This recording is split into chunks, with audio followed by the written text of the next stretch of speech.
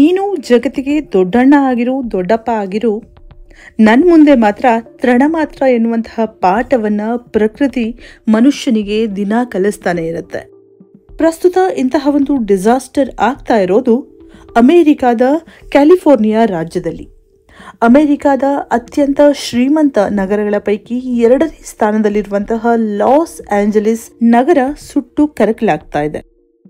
ನೀವು ಸಾಕಷ್ಟು ಮಾಧ್ಯಮಗಳಲ್ಲಿ ನೋಡಿರ್ತೀರಿ. ಇಲ್ಲಿನ ದೃಶ್ಯಗಳು ಹೇಗಿದೆ ಅಂದ್ರೆ ಯಾವುದೋ ಒಂದು ಇಂಗ್ಲಿಷ್ ಮೂವಿಯ ಸೀನ್ ಇದ್ದ ಹಾಗಿದೆ. ಸಾಮಾನ್ಯವಾಗಿ ಹಲವಾರು ಹಾಲಿವುಡ್ ಮೂವಿಗಳಲ್ಲಿ ಲಾಸ್ ಏಂಜಲೀಸ್ ನಗರವನ್ನ ಸುಡ್ತಾ ಇರುವಂತದ್ದು, ಅಲ್ಲಲ್ಲಿ ಸ್ಫೋಟವಾಗ್ತಾ ಇರುವಂತದ್ದು, ಮನೆ ಮಠಗಳನ್ನ ಬಿಟ್ಟು ಜನ ಓಡ್ತಾ ಇರುವಂತಹ ಸೀನ್ಗಳು ತುಂಬಾನೇ ಕಾಮನ್. ಆದ್ರೆ ಮ್ಯಾನಿಫೆಸ್ಟ್ ಎನ್ನುವಂತೆ ಈಗ ಅದು ನಿಜವಾಗ್ಲೂ ಅಲ್ಲಿ ನಡೀತಾ ಇದೆ. ಈಟನ್ ಮತ್ತು ಫೆಲಿಸಿಟೇಟ್ ಕಾಡ್ಗಿಚ್ಚಿನ ಪರಿಣಾಮವಾಗಿ ಎಲೆ ನಗರ ಮತ್ತು ಸುತ್ತಲಿನ 23,654 ಎಕರೆಯಷ್ಟು ಪ್ರದೇಶ ಪ್ರಸ್ತುತ ಕ್ಷಣದವರೆಗೂ ಕೂಡ ಸುಡ್ತಾನೆ ಇದೆ.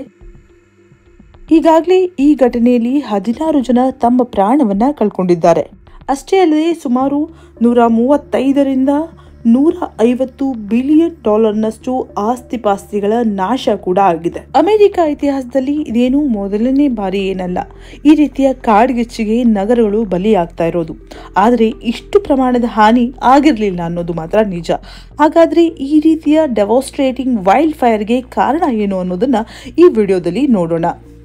ಅದಕ್ಕಿಂತ ಮೊದಲು ಒಂದು ವಿಷಯ ಹೇಳಬೇಕು. ಕಾಡ್ಗಿಚ್ಚುಗಳು ಒಲೆಯಲ್ಲಿ ಉರಿಯುವಂತಹ ಬೆಂಕಿಯ ರೀತಿಯಲ್ಲಿ ಅಲ್ಲ. ಅವು ಕ್ಷಣ ಮಾತ್ರದಲ್ಲಿ ಎಲ್ಲಿಂದ ಎಲ್ಲಿವರೆಗೆ ಬೇಕಾದರೂ ಹಬ್ಬ ಬಿಡ್ಬೋದು. ನೀವು ಅರಣ್ಯ ಪ್ರದೇಶದಿಂದ ಬರ್ತೀರಿ ಅನ್ನೋದಾದ್ರೆ ಬೇಸಿಗೆಯಲ್ಲಿ ನಿಮ್ಮ ಭಾಗದಲ್ಲೂ ಕೂಡ ಕಾಡ್ಗಿಚ್ಚುಗಳು ಸರ್ವೇ ಸಾಮಾನ್ಯ. ಇನ್ನು ಅಮೆರಿಕದ ಕ್ಯಾಲಿಫೋರ್ನಿಯಾದಲ್ಲೂ ಅಷ್ಟೇ. ಇಲ್ಲೂ ಕೂಡ ಕಾಡ್ಗಿಚ್ಚುಗಳೇನು ಅಪರೂಪ ಅಲ್ಲ. ಇಲ್ಲಿ ಆಗಾಗ ಕಾಡ್ಗಿಚ್ಚುಗಳು ಬರ್ತಾನೆ ಇರುತ್ತೆ. ಹೀಗೊಂದು ಭೀಕರವಾದಂತಹ ವೈಲ್ಡ್ ಫೈರ್ ಸಂಭವಿಸಬಹುದು ಎನ್ನುವಂತಹ ಆತಂಕವನ್ನ ಎಕ್ಸ್ಪರ್ಟ್ಸ್ ಇವಾಗಲೇ ಊಹಿಸಿದ್ದಾರೆ. ಹೀಗೊಂದು ಅಭಿಪ್ರಾಯಕ್ಕೆ ತಜ್ಞರು ಬರೋಕೆ ಕಾರಣ ಏನು ಅಂದ್ರೆ ಅದು ಲಾಸ್ ಏಂಜಲೀಸ್ ನಗರದ ಜಿಯೋಗ್ರಫಿ. ನೀವು ಕ್ಯಾಲಿಫೋರ್ನಿಯಾ ನಗರದ ಜಿಯೋಗ್ರಫಿಯನ್ನ ನೋಡಿದ್ರೆ ಇಲ್ಲಿ ತುಂಬಾ ಇಂಪಾರ್ಟೆಂಟ್ ಆದಂತಹ ಒಂದು ಪ್ರದೇಶ ಇದೆ. ಅದು ದ ಸಿಯರಾ ನಿವಾಡಾ ಮೌಂಟನ್ಸ್. ಕ್ಯಾಲಿಫೋರ್ನಿಯಾ ನಗರದ ಪೂರ್ವ ಭಾಗದಲ್ಲಿ ನಿಮಗೆ ಮರುಭೂಮಿಗಳು ಕಾಣುತ್ತೆ. ಅದು ಅರಿಜೋನಾ ಇರ್ಬೋದು, ಸವನ್ನಾ ಇರ್ಬೋದು.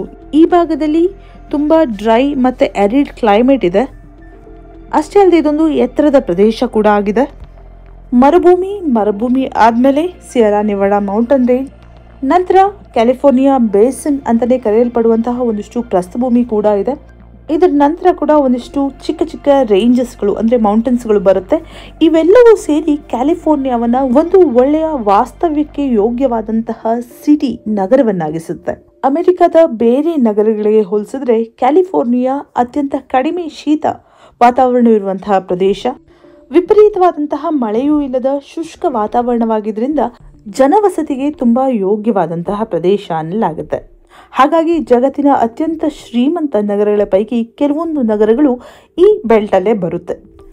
ಎಷ್ಟೇ ಅನುಕೂಲ ಇದ್ರೂ ಒಂದು ಅನಾನುಕೂಲ ಏನು ಅಂದ್ರೆ ಸಿಯರಾ ನಿವಾಡಾ ಏನು ಮೌಂಟೇನ್ ರೇಂಜ್ ಇದೆ ಅದು ಮತ್ತು ನಾನು ಆಗ್ಲೇ ಹೇಳಿದಾಗೆ ಚಿಕ್ಕ ಚಿಕ್ಕ ಮೌಂಟೇನ್ ರೇಂಜಸ್ ಏನು ಹೇಳಿದ್ನಲ್ಲ ಇವುಗಳ ಮಧ್ಯೆ ಒಂದು ಗ್ಯಾಪ್ ಕ್ರಿಯೇಟ್ ಆಗುತ್ತೆ. ಈ ಗ್ಯಾಪ್ ನಂತರ ಸಿಗುವಂತಹ ನಗರವೇ ಲಾಸ್ ಏಂಜಲೀಸ್ ನಗರ. ಇದರಿಂದಾಗಿ ಮರುಭೂಮಿಯಿಂದ ಬರುವಂತಹ ಗಾಳಿಯ ಒತ್ತಡ ಯಾವಾಗ ಜಾಸ್ತಿ ಆಗುತ್ತೆ ಅದರ ಪರಿಣಾಮ ಲಾಸ್ ಆಂಜಲೀಸ್ ನಗರದ ಮೇಲೆ ಬೀಳುತ್ತೆ. ಅದೇ ಪರಿಣಾಮವನ್ನ ಇವಾಗ ಲಾಸ್ ಆಂಜಲೀಸ್ ಅನುಭವಿಸ್ತಾ ಇರೋದು. ಈ ಭಾಗದಲ್ಲಿ ಒತ್ತಡದಿಂದ ವೇಗವಾಗಿ ಬರುವಂತಹ ಗಾಳಿ ಕಾಡ್ಗಿಚ್ಚಿನ ಪ್ರಭಾವವನ್ನ ಡಬಲ್ ಮಾಡುತ್ತೆ. ಎತ್ತರದ ಮರುಭೂಮಿಯ ಪ್ರದೇಶದಿಂದ ಕಣಿವೆಗಳ ಮೂಲಕ ಬರುವಂತಹ ಈ ವೇಗವಾದ ಗಾಳಿಯನ್ನ ಸ್ಯಾಂಟಾ ಎನಾ ವಿಂಡ್ಸ್ ಅಂತ ಕರೆಯಲಾಗುತ್ತೆ. ಪ್ರಸ್ತುತ ಕ್ಯಾಲಿಫೋರ್ನಿಯಾದಲ್ಲಿ ಬೀಸ್ತಾ ಇರುವಂತಹ ಈ ಗಾಳಿಯ ವೇಗ ಪ್ರತಿ ಗಂಟೆಗೆ 110ರಿಂದ 120 ಕಿಲೋಮೀಟರ್ನಷ್ಟಿದೆ.